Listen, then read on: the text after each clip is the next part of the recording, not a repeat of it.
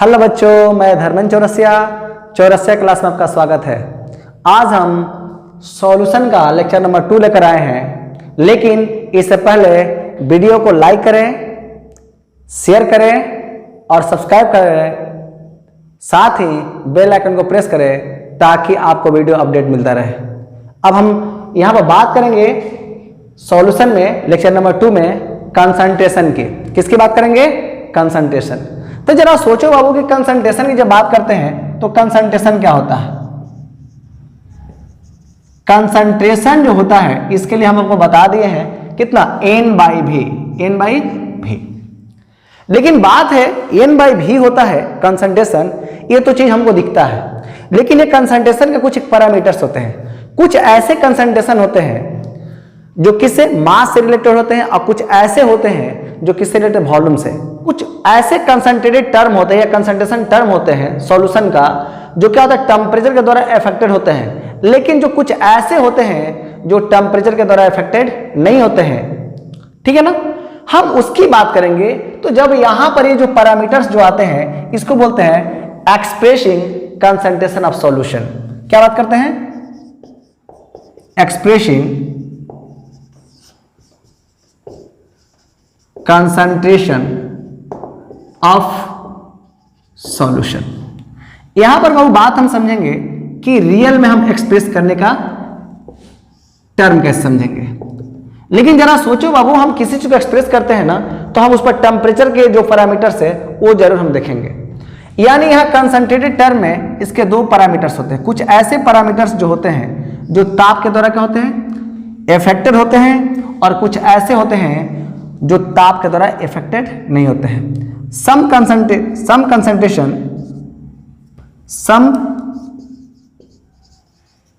Concentration affected by temperature. तो अगर affected by temperature होगा तो उसमें पहला कौन आता है? पहला जो आता है वो क्या होता है, वॉल्यूम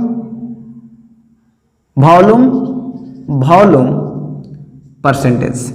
दूसरा होता है मास वॉल्यूम परसेंटेज। तीसरा होता है मोलारिटी। चौथा होता है नॉर्मालिटी।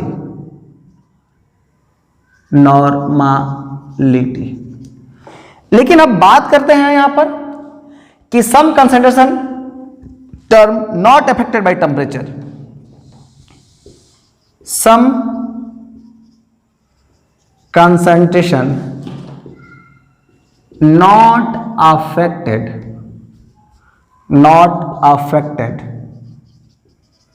बाय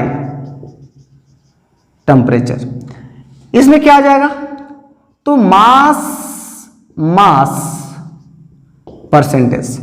दूसरा क्या आ जाएगा? मोलालिटी। चौथा क्या आ जाएगा? ppm। तीसरा क्या आ जाएगा? ppm। चौथा क्या आ जाएगा? Mole fraction. ये जो यहां पर जो पैरामीटर्स आपको दिख रहा है, ये क्या होते हैं, ताप के द्वारा अफेक्टेड होते हैं। लेकिन ये जो पैरामीटर्स जो होते हैं ना, ये ताप के द्वारा अफेक्टेड नहीं होते हैं। क्यों? अब ये दोनों का हम टर्म समझेंगे, दोनों में क्या कहना चाहता है। अब जरा सोचो बाबू कि जब हम कंसंट्रेशन के, अगर हम कंसंट्रेट टर्म जो टेम्परेचर के द्वारा अफेक्टेड होता है उसमें वॉल्यूम की बात करते हैं। जरा सोचो कि अगर हम वाटर ले लेते हैं, वाटर को अगर हम गर्म करेंगे तो ऑटोमेटिक क्या होगा, वो वेपोराइज हो जाएगा। वेपोराइज हो क्या होता है, वाष्प में कन्वर्ट हो जाएगा। अगर हम वेपर प्लस एल्कोहल का सॉल्यूशन लेते हैं, अगर हम उसको भी हीट करेंगे तो क्या होगा, वो भी वेपोराइज होगा। मतलब क्या कि वहां पर उसका कंसंट्रेशन क्या होगा, अफेक्टेड हो रहा है। यहां पर अगर हम बात करते हैं, यहां पर जो है एक टेम्परेचर के द्वारा भी अफेक्टेड नहीं होता। जैसे मास, अगर हम मान लीजिए कि सोना है और उसमें तांबा मिला दिए हैं, उसको अगर हीट करेंगे तो उसका मास चेंज नहीं होगा। मतलब है कि टेम्परेचर के द्वारा इफेक्ट नहीं हुआ। अगर हम चीनी और पानी का अगर शरबत बनाते हैं तो अगर हम इसको हीट करेंगे तो क्या होगा, ऑटोमेटिक क्या होगा, चीनी क्या होगा, रुक जाएगा और वहां पर क्या उड़ जाएगा, आपका वाटर वेपराइज हो जाएगा। इसका मतलब यहां पर क्या होगा, इफेक्टेड है कौन? वॉल्यूम। किसका? सॉल्यूशन का। तो यहां पर हम बात करें मास वॉल्यूम जो होगा इसके अंदर इफेक्टेड है। लेकिन जरा सोचिए कि मास मोलालिटी जो होता है वो किससे इफेक्टेड नहीं होता है? टेम्परेचर के द्वारा।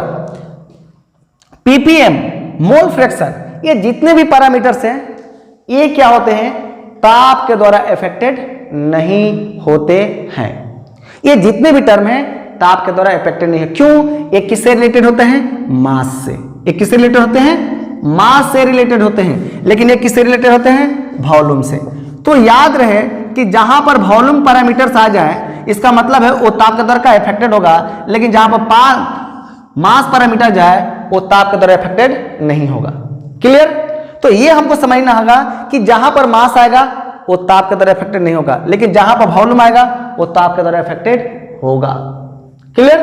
अब हम बात करेंगे एक्सप्रेसिंग कंसंट्रेशन ऑफ सॉल्यूशन, यानी हम किसी भी सॉल्यूशन को किस रूप में एक्सप्रेस कर सकते हैं, इसी की हमको बात करना है। क्लियर? आइए हम बात करते हैं।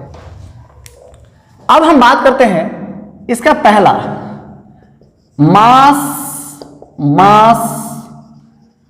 परसेंटेज, इसको हम प्यार से W/W% बोलते हैं। तो जरा सोचो बाबू कि मास का मतलब क्या होता है? कि सॉल्यूट भी क्या हो? मास से रिलेटेड हो, और सॉल्वेंट क्या हो? मास हो। दोनों अगर मास होगा तो उस चीज को हम क्या बोलेंगे? Mass percentage. इसका मतलब होता है कि the mass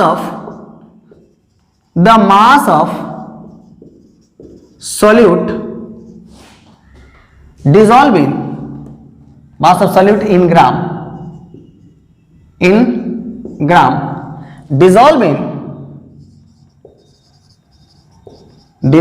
in 100 gram of solution is called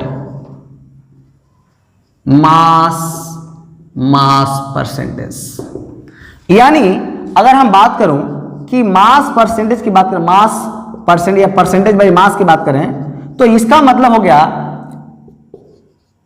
कि the mass of components bye mass of solution,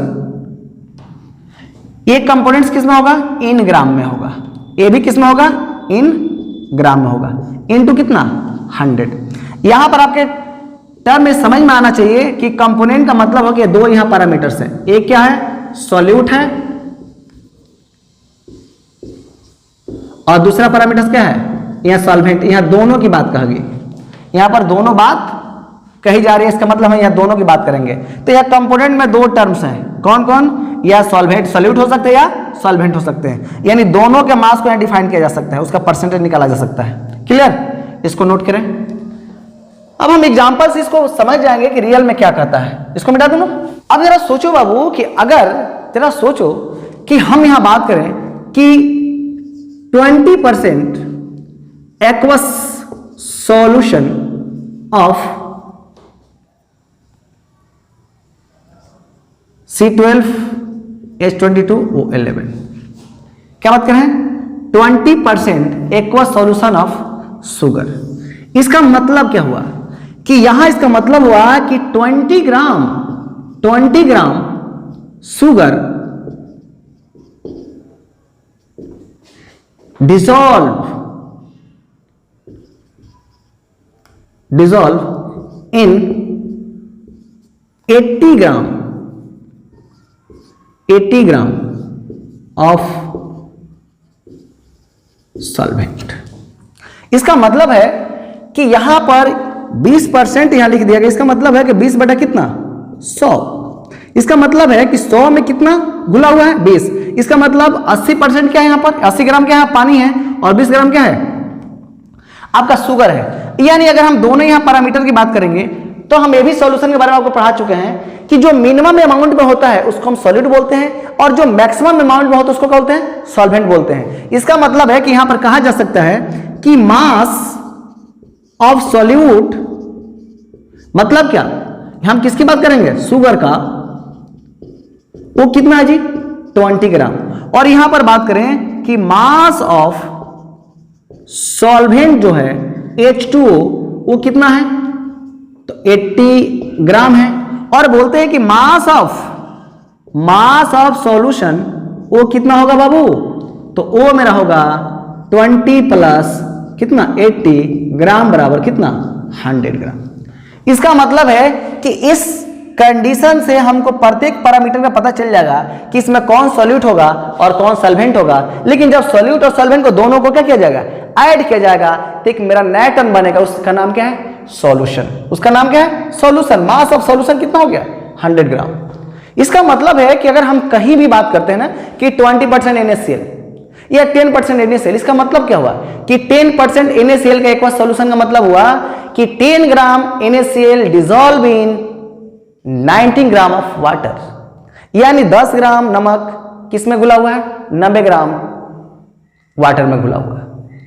तो इसको बोलते हैं, क्या बोलते हैं, मास परसेंटेज ऑफ कंपोनेंट्स। वो कंपोनेंट्स आपका क्या हो सकते हैं, सॉलिड भी हो सकते हैं और सॉल्वेंट भी हो सकते हैं। आइए आगे चलते हैं। क्वेश्चन कि 20 gram of NaCl dissolve in 250 gram of water, calculate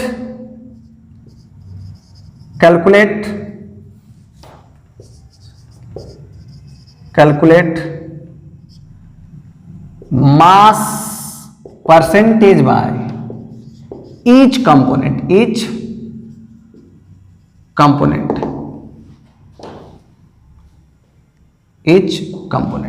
यानी प्रत्येक कंपोनेंट के यहां क्या निकालना है, मास परसेंटेज। कंपोनेंट का मतलब हो कि उसमें सॉलिड भी आ गया और सॉल्वेंट भी आ गया।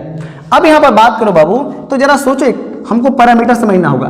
ये क्या है, तो यहां पर कहते हैं कि मास ऑफ सॉल्यूट ये कितना है जी 20 ग्राम, मास ऑफ सॉल्वेंट कितना है जी, तो मास ऑफ सॉल्वेंट कितना 250 ग्राम। और कहता है कि मास ऑफ सॉल्यूशन जो है वो कितना है जी 220 प्लस 250 बराबर कितना 270 ग्राम। इसका मतलब है कि मास ऑफ सॉल्यूशन हो गया। तो इसके लिए हम फार्मूला क्या पढ़े, किसकी हम बात कर रहे हैं, मास ऑफ सॉल्यूट की बात करते हैं, मास ऑफ सॉल्यूट। तो सॉल्यूट की बात होगी तो सॉल्यूट बराबर क्या होगा, देखो तो सॉल्यूट कितना 20 है ना, दिस अब है कितना 270 इंटू कितना 100। इसको अपने कैलकुलेट कर लो, कट जाएगा, यानी कितना 200 बाई कितना 27। यहां से जो कैलकुलेट करोगे ये उसका क्या होगा परसेंटेज हो जाएगा। क्लियर। अब यहां पर अगर सोचो बाबू कि आप किसके लिए बात कर रहे हो,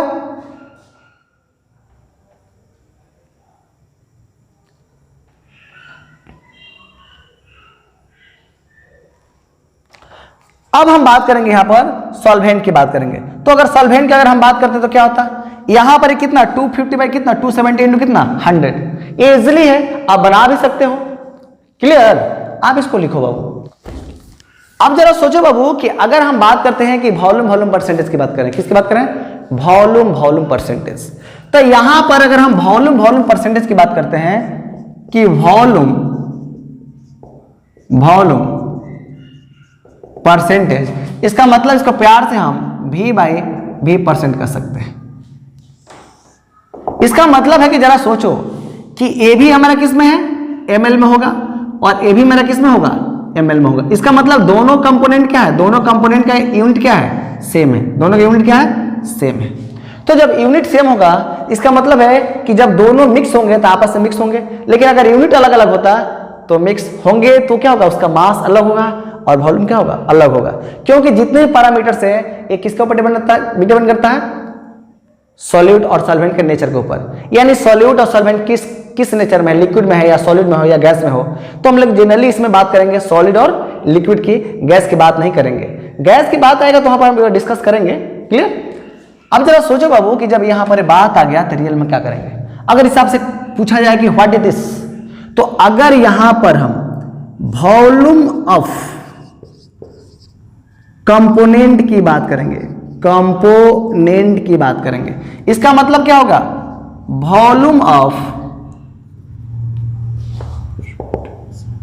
परसेंटेज बाई वॉल्यूम कंपोनेंट की बात करेंगे तो volume of component by volume of solution. ये किस में है, ml में है। ये किस में है, ये भी ml में, इनटू कितना 100। कितना होगा 100। आप इसका डिफिनेशन बनाओ, क्या बताओगे, the volume of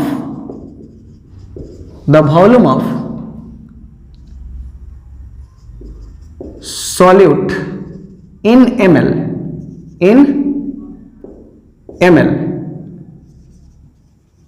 dissolve in 100 ml, या बोल सकते हैं 100 सेंटीमीटर क्यूब, या बोल सकते हैं 100 cc of solution is called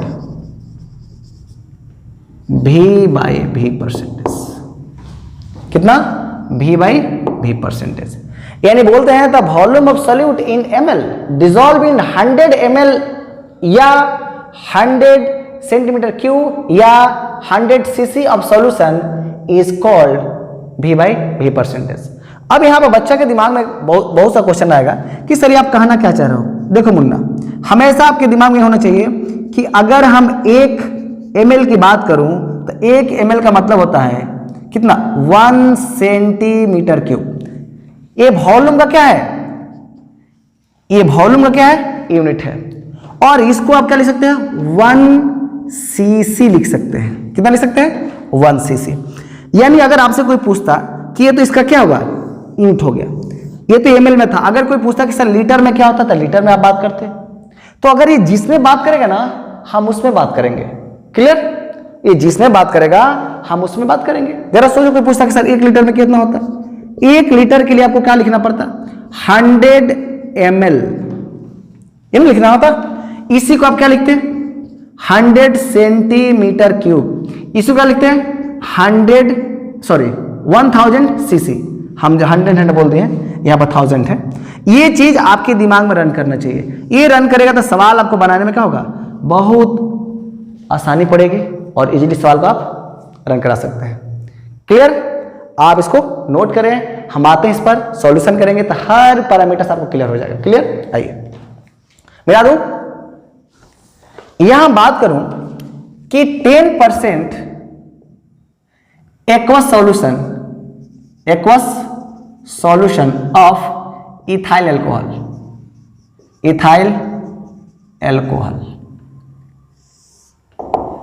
यानी 10% इथाइल एल्कोहल का एक्वस सॉल्यूशन, 10% इथाइल एल्कोहल का एक्वस सॉल्यूशन। अर्थात हम बोल सकते हैं 10% इथाइल एल्कोहल का जलीय विलयन। यानी जलीय विलयन, इसका मतलब एक्वस का मतलब क्या होता है, वाटर, इसके अलावा कुछ नहीं। अगर नॉन एक्वस होता है तो क्या होता है, बेंजीन हो सकता है, कार्बन टेट्राक्लोराइड हो सकता है, etc। अब यहां पर बात करें हम तो इसका मतलब क्या जा रहा है, यानी यहां पर देखो बाबू कि दोनों क्या है, दोनों क्या होगा। अगर हम वाटर की बात करते हैं तो वाटर में कौन डिजोल्व कर रहे हैं, इथाइल एल्कोहल। तो इथाइल एल्कोहल भी क्या है, इथाइल एल्कोहल भी क्या है, लिक्विड फॉर्म में है। वाटर भी क्या है, लिक्विड फॉर्म में है। इसका मतलब ये भी ml में है और ये भी मेरा क्या है, ml में है। तो हम दोनों पैरामीटर यूज कर सकते हैं। तो जरा सोचो बाबू, इसका मतलब क्या हुआ, इसका मतलब यह हुआ कि 10 ml ethyl alcohol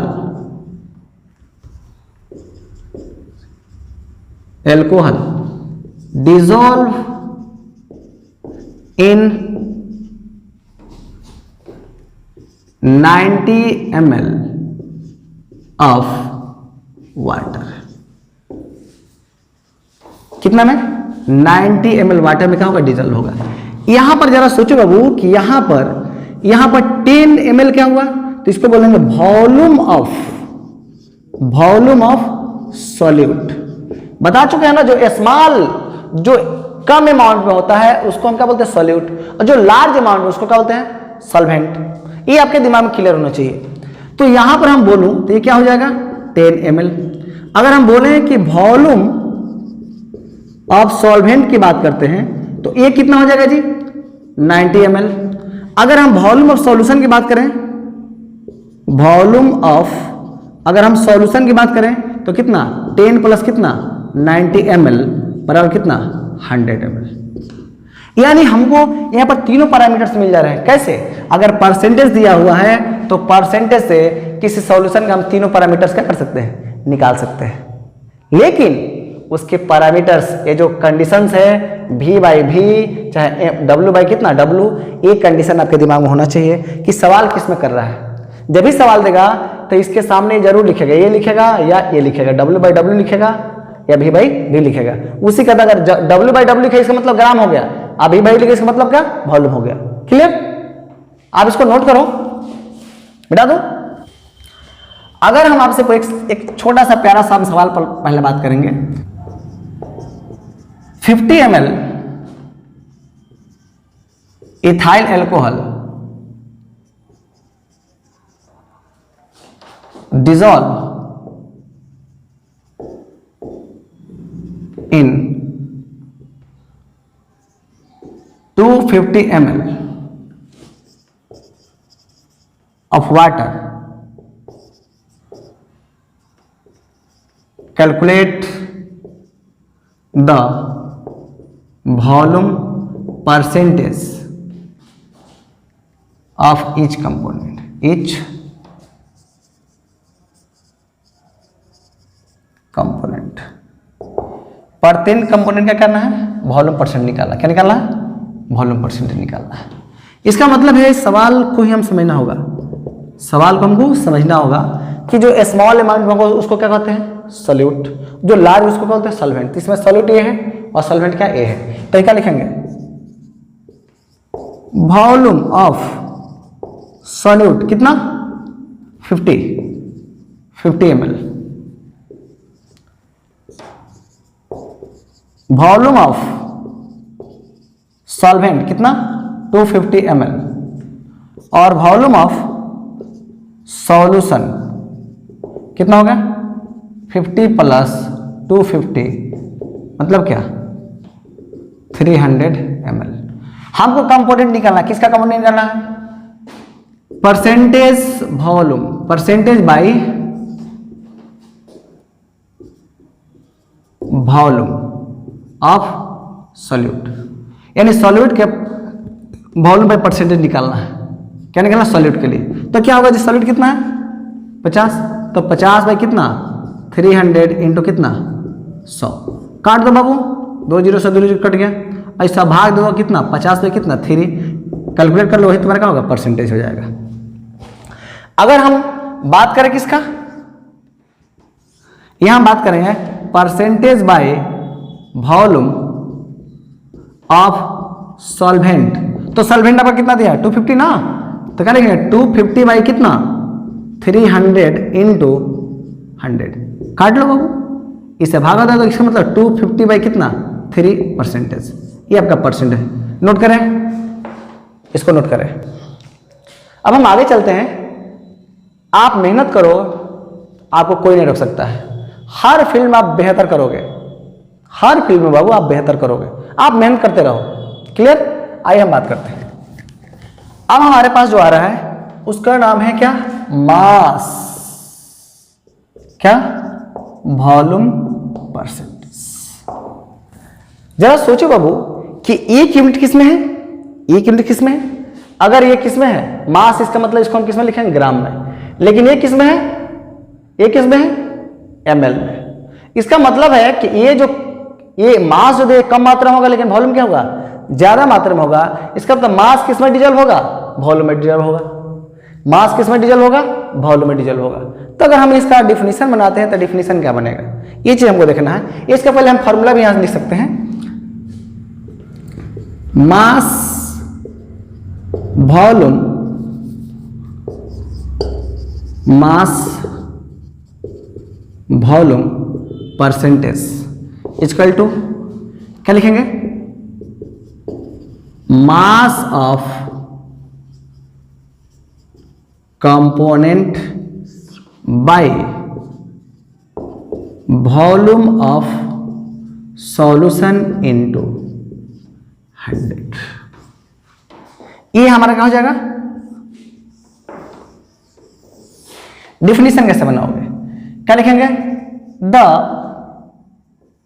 mass of solute in gram dissolve in 100 ml of solution is called W by V%. क्या कहेंगे, W by V% of that component, उस कंपोनेंट का क्या कहलाएगा, W by V% कहलाएगा। क्लियर। तो जरा सोचो बाबू कि इसका मतलब है कि यहां पर जरा देखना है, ये इसका यूनिट किस में आ रहा है, इसका यूनिट किस में आ रहा है, ग्राम में, लेकिन इसका यूनिट किस में आ रहा है, एमएल में। तो इसका मतलब परसेंटेज जो आने वाला है इसका कंडीशन, वो ग्राम पर एमएल आने वाला है। इसका मतलब है कि मास वॉल्यूम परसेंटेज का कोई पूछेगा यूनिट क्या होगा, तो क्या बोलेंगे, ग्राम पर एमएल। क्या लिखेंगे, ग्राम पर एमएल या ग्राम एमएल इनवर्स, ग्राम एमएल इनवर्स इजिली आप कह सकते हैं। कोई दिक्कत है, इसको आप इजिली कह सकते हैं, कोई दिक्कत है नहीं। आइए इसको देखते हैं, हम एग्जाम्पल से समझेंगे, इसको मिटा दूं। अब यहां से हम बात करेंगे बाबू कि यहां पर जो मेरा कंडीशन है क्या है, 10%, क्या बात कर रहे हैं, 10% ग्लूकोज, 10% ग्लूकोज की बात कर रहे हैं।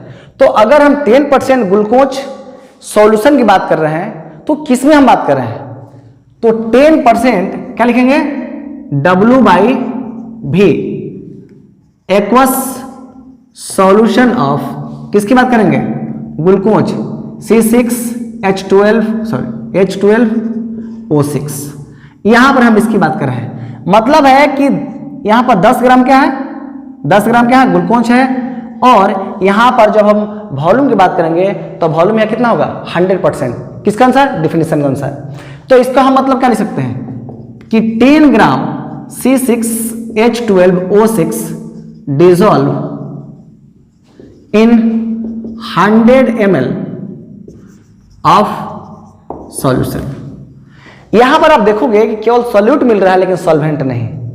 यहां पर क्या मिल रहा है, सॉल्यूट मिल रहा है, सॉल्वेंट नहीं। यहां से एक नया चीज क्रिएट होगा जिसको बोलते हैं स्ट्रेंथ। क्या बोलते हैं, स्ट्रेंथ। क्या बोलेंगे यहां से इस नया चीज को, स्ट्रेंथ बोलेंगे। आइए हम बात समझ जाएंगे। तो इस स्थिति में केवल आपको क्या मिलेगा, सॉल्यूट। यहां पर मिलेगा कि मास ऑफ सॉल्यूट मिलेगा कितना, 10 ग्राम, लेकिन mass of solvent does not determine. लेकिन वॉल्यूम ऑफ सॉल्यूशन मिलेगा, यस, वॉल्यूम ऑफ सॉल्यूशन मिलेगा कितना, 100 ml। यानी इस स्थिति में हम सॉल्वेंट की चर्चा नहीं कर पाएंगे। किसकी बात करेंगे, यानी यहां पर जो आपका सॉल्यूशन है रियल में वही क्या है, सॉल्वेंट भी है। जहां पर ये आपका 10 ग्राम क्या है, सॉल्यूट है। तो जहां पर 100 ml आप देख रहे हो बाबू, ये रियल में इसी को हम क्या मान लेंगे, सॉल्वेंट, या उसी को हम सॉल्यूशन भी कहेंगे। क्लियर। तो ये चीज आपके दिमाग में होना चाहिए। हम इस पर सवाल अगर करेंगे तब जाके हर चीज हमको क्लियर होगा। आइए हम देखते हैं, इसको मिटा दें। आप देखो बाबू कि अगर हम आपसे पूछूं एक क्वेश्चन इस पर कि 20 ग्राम NaCl dissolve in 180 ml of water, calculate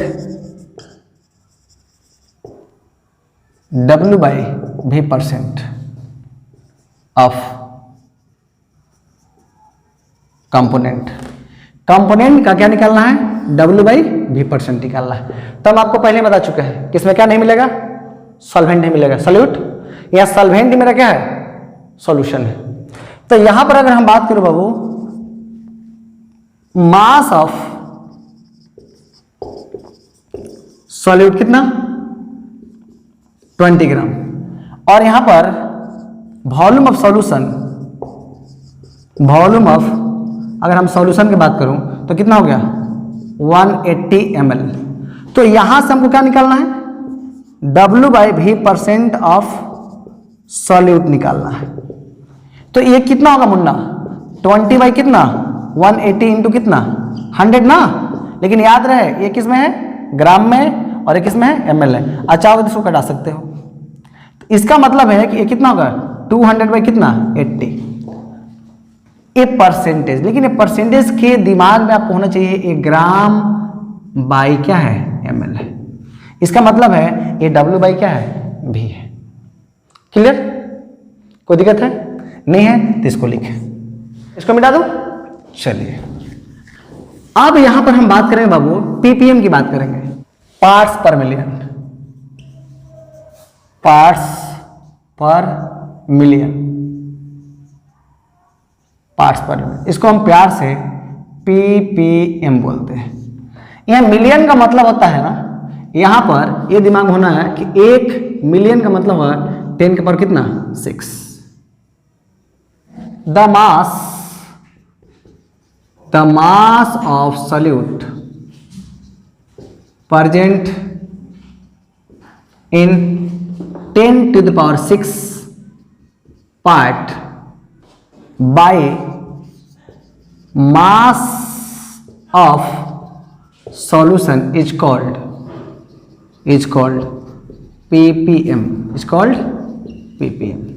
मतलब है कि सॉल्यूट का मास सॉल्यूशन के मास द्वारा इतना पार्ट में क्या हो मौजूद है, प्रेजेंट है या डिसॉल्व है, उसी को हम क्या बोलेंगे ppm बोलेंगे। क्या बोलेंगे ppm। तो अगर हम बात करूं कि ppm बराबर क्या होगा तो क्या लिखेंगे, मास ऑफ सॉल्यूट इन ग्राम, अगर ग्राम में बात करें, वॉल्यूम बात करें तो वॉल्यूम कर सकते हैं, by mass of solution into 10 to the power 6। ये हमारा क्या होता है ppm। ppm जो होता है ना, ये क्या होता है यूनिटलेस होता है, इसका कोई यूनिट नहीं होता है। लेकिन ppm के द्वारा जितने भी इन्वायरमेंटल या इंडस्ट्रियल केमिस्ट्री होता है, इसी के द्वारा उसको क्या होता है प्यूरिफाई किया जाता है। यानी अगर हमारे वायुमंडल में या हमारे एटमॉस्फेयर में क्या है गैस की मात्रा अगर क्या हो जाए बढ़ जाए तो हम ppm के द्वारा क्या कर सकते हैं, उसको प्यूरिफाई कर सकते हैं। या जरा सोचो समुद्री अगर वाटर है उसको प्यूरिफाई करने के लिए हम लोग किस चीज़ का यूज करते हैं, ppm का यूज करते हैं। तो ये ppm का क्या प्रॉपर्टी है ये आप लोग जानते भी हैं, लेकिन ये भी आपको बता चुके हैं ppm does not affected by temperature, ये टेम्परेचर द्वारा अफेक्टेड नहीं होता है।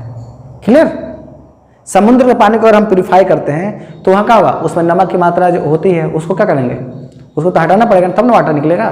तो किसके द्वारा हम कर सकते हैं, ppm के द्वारा, इसमें दूसरा कोई ऑप्शन नहीं है। क्लियर, आइए बात करते हैं। तो ये चीज आपके दिमाग में होना चाहिए।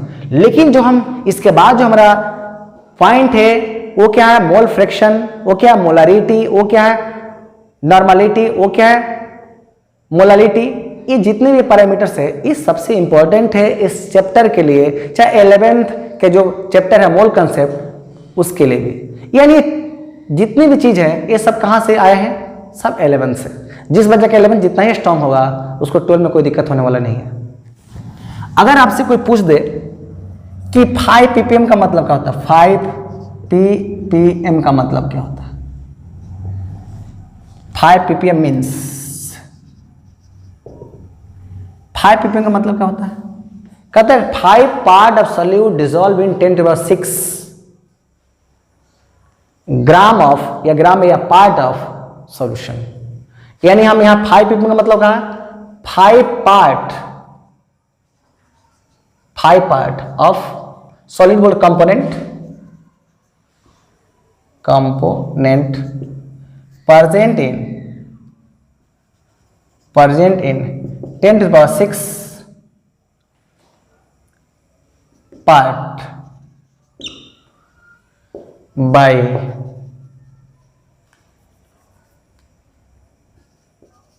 solution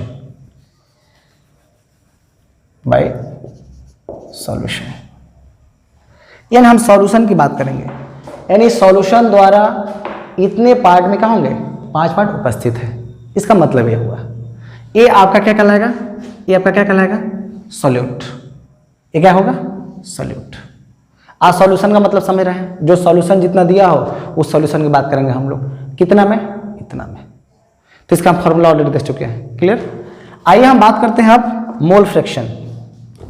mole fraction, mole fraction does not affected by temperature, why it is related to mass and also it is mole. ये क्या है, मोल है। अगर हमारे पास मोल होगा तभी हम पार्ट्स पर मिलियन की बात कर सकते हैं, विदाउट मोल हम कुछ नहीं कर सकते। हमारे पास मोल होना चाहिए, अगर हमारे पास मोल है तो पार्ट्स पर मिलियन है, सॉरी मोल फ्रैक्शन है। अगर हमारे पास मोल है तो हमारे पास क्या है, मोल फ्रैक्शन है। तो हम बात करेंगे मोल फ्रैक्शन। क्या बात करेंगे, मोल फ्रैक्शन। क्या बोलते हैं, मोल फ्रैक्शन। इसको हम लोग प्यार से क्या बोलते हैं, एक्स बोलते हैं। क्या बोलते हैं, एक्स। अगर आपसे कोई पूछे कि व्हाट इज मोल फ्रैक्शन, जरा सोचो बाबू कि मोल फ्रैक्शन को डिफाइन करने के लिए हम कुछ पैरामीटर्स की जरूरत पड़ेगी। जरा सोचो, ये हमारे पास क्या एक कंटेनर है और दूसरा कंटेनर क्या ए है, और ये दोनों कंटेनर से मिलकर क्या हुआ, एक तीसरा नया चीज बना। ए अगर हमारा सॉल्यूट है, सॉल्यूट है तो ए मेरा क्या होगा, सॉल्वेंट होगा। अगर इसकी मोल की संख्या क्या है, Na है, तो इसकी मोल की संख्या क्या होगी, Nb होगी। तो इसका मोल क्या होगा, Na प्लस कितना, Nb, Na प्लस Nb। तो जब Na प्लस Nb होगा तो टोटल सॉल्यूशन का ना मोल हो गया।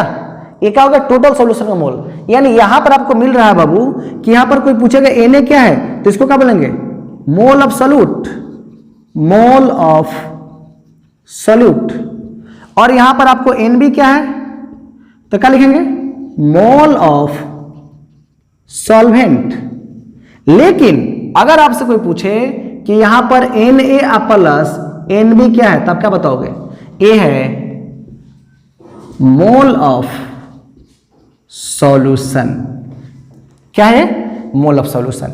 जरा सोचो बाबू कि इसमें ये कुछ क्वांटिटी, इस क्वांटिटी को किसमें हमने डाल दिया, इसमें, तो ये क्या बनेगा, सॉल्यूशन। ये सॉल्यूट है, क्या है, सॉल्वेंट है। अब आप बताओ हमको इसका, अगर हमको डिफिनीशन बनाना है तो क्या डिफिनीशन बनाएंगे, बनाएंगे ना, the number of mole of component, mole of components को इसमें लिख सकते हैं सॉल्यूट और सॉल्वेंट, या सबसे और ऐसे लिख लीजिए, द रेशियो सबसे अच्छा रहेगा, the ratio of number of mole of components solute solvent and total number of mole of solution is called mole fraction, mole fraction. It is denoted by x, it is denoted by x। मतलब है कि अगर हमको यहाँ x चाहिए तो इसको लिए हम क्या लिखना है, यहाँ x चाहिए तो हमको क्या लिखना होगा, यहाँ लिखना होगा कि Na बाई Na प्लस कितना, Nb। इसका मतलब है कि यहां पर मास ऑफ कंपोनेंट यानी number of mole of component by कितना, number of mole of solution. क्या लिख सकते हैं, number of mole of component by number of mole of solution. इसका मतलब है कि यहां पर कंपोनेंट तो कितने हो सकते हैं, सॉलिड हो सकते हैं, सॉल्वेंट हो सकते हैं। तो अगर हमको क्या निकालना है, एक सॉल्यूट निकालना है। क्या निकालना है, एक सॉल्यूट निकालते, क्या लिखेंगे, लिखेंगे ना कि number of mole of solute by number of mole of solution. तो जरा सोचो बाबू, ये चीज आपको हम यहाँ पर थोड़ा सा, ये आप इसको आप लिख लिए होंगे, इसको हम मिटा दे रहे हैं। यहाँ पर हम लिख सकते हैं Na बाई कितना, Na प्लस Nb। लेकिन अगर आपसे कोई पूछे कि सर हमको सॉल्वेंट भी चाहिए, तो सॉल्वेंट चाहिए तो क्या मतलब होगा कि number of mole of solvent bye number of mole of solution. मतलब है कि हम सॉलिड को क्या लेते हैं, Nb ना, तो क्या लिखेंगे Nb बाई कितना, Na प्लस Nb। इसका मतलब है कि हम अगर सॉल्यूट का मोल फ्रैक्शन और सॉल्वेंट का मोल फ्रैक्शन को अगर ऐड कर दें तो सॉल्यूशन का मोल फ्रैक्शन किसके बराबर होगा, 1 यूनिट के बराबर हो जाएगा।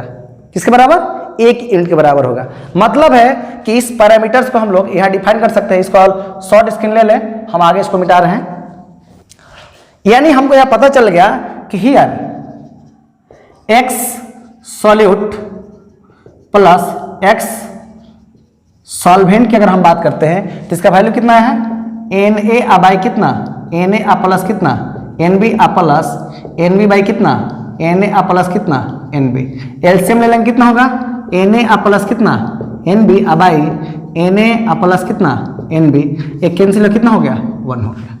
अर्थात इस दोनों की टर्म को हम इजीली लिख सकते हैं कितना, x solute plus x solvent जो होता है वो किसके बराबर होता है, 1 के बराबर। यानी हम कहीं भी सॉल्यूशन की बात कर रहे हैं, अगर उसका मोल फ्रैक्शन निकालना है तो हमको सॉलिड का मोल फ्रैक्शन और सॉल्वेंट का मोल फ्रैक्शन अगर दोनों का ऐड किया जाए किसके बराबर होगा, 1 के बराबर। यहां पर दोस्त समझिए कि अगर हमको किसका मोल फ्रैक्शन पता है, सॉल्यूट का, तो सॉल्वेंट निकाल सकते हैं ना। यानी हमारा सॉल्यूट का मोल फ्रैक्शन अगर हमको निकालना होगा कितना, सॉल्यूट का, तो हम क्या करेंगे, 1 माइनस कितना, x सॉल्वेंट। अगर हमको सॉल्वेंट निकालना होगा, x सॉल्वेंट निकालना होता, क्या लिखेंगे, 1 माइनस कितना, x सॉल्यूट। ये हमेशा ध्यान रखिएगा, अगर मोल फ्रैक्शन का ऑर्डर लेते हैं तो किसका मोल फ्रैक्शन कम होगा, x solute less than x solvent less than x solution. यानी सॉल्यूशन से हमेशा क्या होगा, कम होता है। अर्थात इसका जो पैटर्न होगा ये किससे कम होता है जी, 1 से क्या होता है, कम होता है। सॉल्यूशन का हमेशा जितने भी पैरामीटर्स हैं 1 से क्या होगा, कम होगा। इसको नोट करें, इसको नोट करें, ठीक है ना। और हर पैरामीटर्स को अच्छी तरह समझें। अगर दिक्कत है तो आप नोट करें। चलिए आते हैं हम लोग क्वेश्चन देखते हैं। Calculate the mole fraction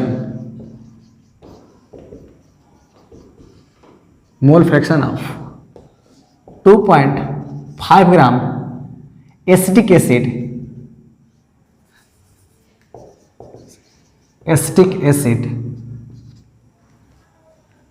dissolve in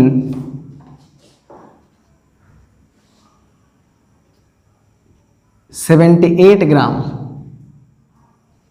of benzene. Calculate the mole fraction of 2.5 gram acetic acid dissolve, या इन भी डिजॉल्व नहीं लिख सकते हैं, इन इतना ग्राम ऑफ बेंजीन। यहां जरा सोचो बाबू कि आपके पास 2 पैरामीटर्स है, एक तो क्या एसिटिक एसिड और दूसरा क्या बेंजीन। यानी यहां पर हम बात करें तो ये क्या कहना चाह रहा है, आप समझिए। यहां पर मास ऑफ एसिटिक एसिड का मतलब होगा CH3 और COOH, वो कितना दिया है 2.5 ग्राम, क्लियर।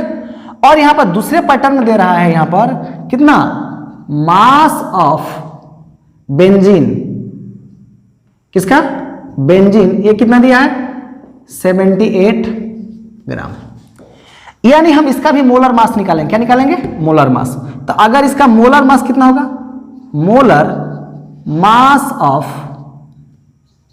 एसिटिक एसिड कितना होगा जी, तो 2 × 12 प्लस 2 इंटू कितना 16 अब प्लस 4, मतलब है कितने कार्बन है, 2 कार्बन है, 2 कार्बन, और कार्बन के एटॉमिक मास कितना 12, कितना ऑक्सीजन है 2 ऑक्सीजन, 2 इंटू कितना, क्योंकि आपको पता है कि ऑक्सीजन का कितना होता है 16 और कार्बन कितना होता है 12 और हाइड्रोजन कितना होता है 1। इसका मतलब कितने हाइड्रोजन है, यहाँ पर 4 हाइड्रोजन है तो क्या लिखे हैं 4 लिखे हैं।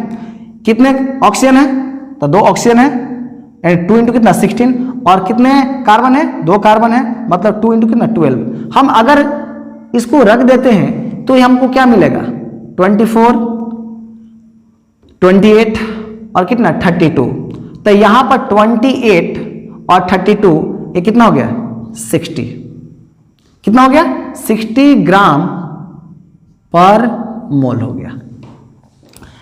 अगर हम बात करें इसका, अगर हम मास की बात करें तो यह क्या लिखेंगे molar mass of benzene C6H12, तो कितने कार्बन है 6, तो 6 इंटू 12 प्लस कितना 6 इंटू 1 ना, यानी कितना हो गया ये 78 ग्राम क्या हो गया पर मोल हो गया। यानी हमारे पास अगर हम इसको प्यार से Na लिख सकते हैं, क्या लिखेंगे सॉरी Wa लिख सकते हैं, तो इसको हम क्या बोलेंगे Ma लिख सकते हैं। अगर हम इसको Wb लिख सकते हैं तो इसको हमको क्या लिख सकता होगा Mb। अब इसका हमको क्या निकालना मोल निकालना, मोल, तो मोल का मतलब हम Na बताया ना, तो Na बराबर कितना होगा गिवन मास 2.5 ग्राम बाई कितना 60 ग्राम और कितना बाई पर मोल। यानी जरा सोचो बाबू ये दिया हुआ है, इसका मतलब है कि हमारा कितना हो गया 2.5 बाई कितना 60 पर। यहां पर अगर हम बात करते हैं तो मेरा Nb कितना हो गया, तो Nb मेरा कितना हो गया Nb 78 बाई कितना 78 ग्राम पर मोल, ग्राम से ग्राम कैंसिल, कितना 1 मोल हो गया ये। अब हमको क्या निकालना है मोल फ्रैक्शन निकालना, क्या निकालना है मोल फ्रैक्शन। तो मोल फ्रैक्शन इसका कैसे निकालोगे, हम इसको मिटा दो क्योंकि क्वेश्चन आप लोग लिख लिए हैं, इसको हम यहाँ मिटा कर ऊपर डिस्कस कर रहे हैं। आप जरा सोचो बाबू कि जब यहाँ इतना आ गया तो हमको क्या मिला Na, तो हमको क्या मिला XA, किसके लिए हम, क्योंकि हमारा क्या सोल्यूट है, तो XA निकालेंगे तो इसका मास कितना था, इसका मोल कितना है कितना 2.5 बाई कितना 60, अब बाई टोटल सॉल्यूशन यानी इसका मोल प्लस कितना इसका मोल, यानी ये मेरा हो गया 2.5 बाई कितना 60 प्लस कितना 1। अगर हम इसको कैलकुलेट करूं तो 2.5 बाई कितना 60 अबाई 2.5 प्लस कितना 60 अबाई कितना 60 से 60 मर गया, यानी कितना हो गया 2.5 बाई कितना 62 पॉइंट कितना 62.5, ये क्या हो गया इसका मोल फ्रैक्शन हो गया, इतना मोल फ्रैक्शन हो गया। अब इसका हमको किसका निकालना है, यहाँ पर XB का निकालना है, मतलब है कि 1 माइनस अगर 2.5 बाई कितना अगर 6.5 कर दे और इसको घटा दूं तो हमको पता चले कितना होगा, तो क्या होगा 62.5 माइनस 2.5 अब बाई कितना 62.5, आप घटा लो कितना होगा 60 बाई कितना 62.5, आप कैलकुलेट करो जो आएगा वही आपका क्या होगा आंसर हो जाएगा। ये आपका क्या निकल गया मोल फ्रैक्शन। तो इसका हम यहाँ पर मोल फ्रैक्शन निकाल लिए और इसके द्वारा क्या इसका मोल फ्रैक्शन निकाल लिए, मतलब ये किसकी बात कर रहे हैं हम लोग बेंजीन की बात कर रहे हैं, C6H6 की बात कर रहे हैं, ये किसकी बात कर रहे हैं XCH3COOH की बात कर रहे हैं। अगर ऐसे क्वेश्चन आएंगे तो आप इजीली बना सकते हो, इसमें आपको कहीं दिक्कत नहीं होगी। क्लियर, आप इसको नोट करें, आगे हम बढ़ते हैं बेटा। दो चलिए नेक्स्ट क्वेश्चन, 10%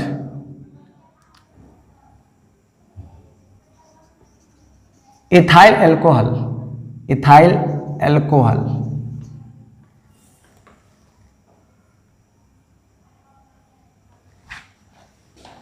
ये ऐसे लिखे सबसे अच्छा, calculate the mole fraction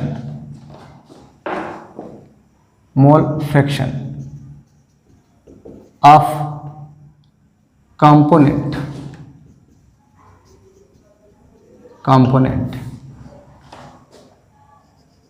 in 10%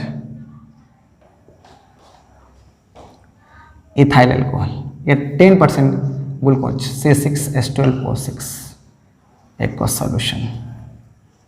aqueous solution, यानी इतने से इतने एक्वस सॉल्यूशन से हमको क्या निकालना है, मोल फ्रैक्शन निकालना है।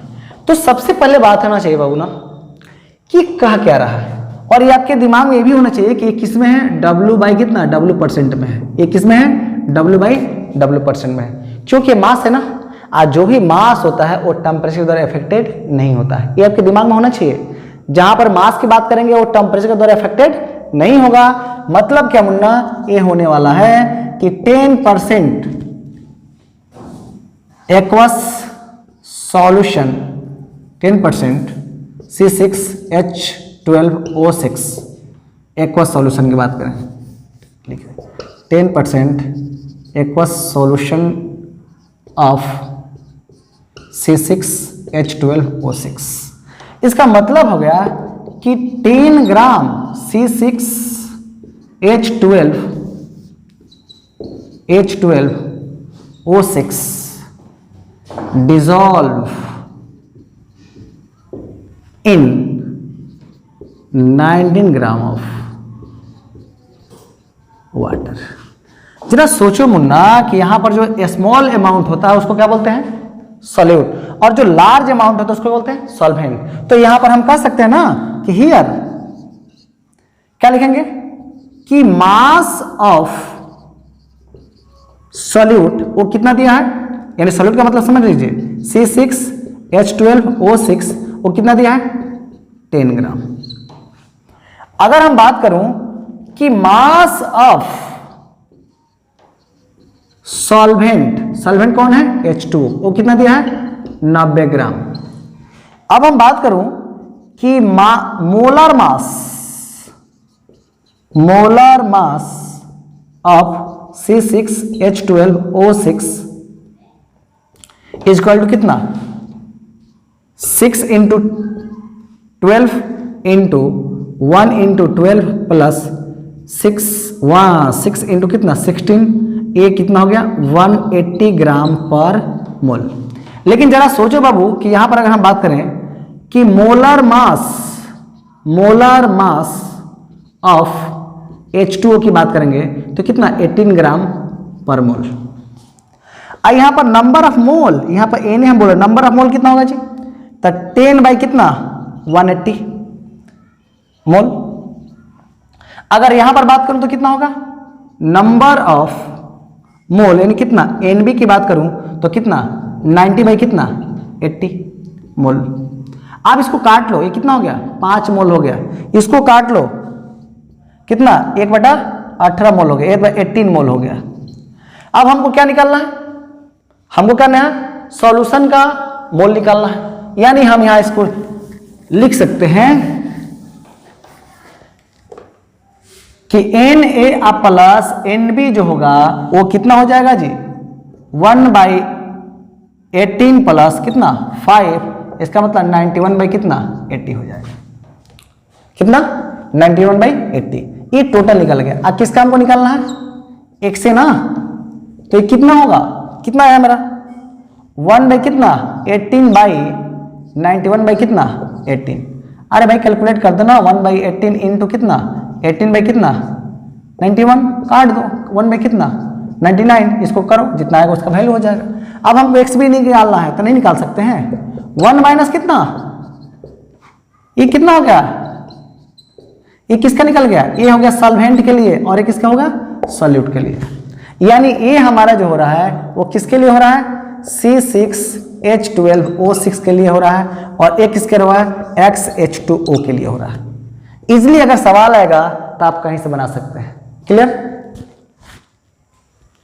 नेक्स्ट टॉपिक में हम बात करेंगे molality, mole fraction, molality, normality और मोलारिटी।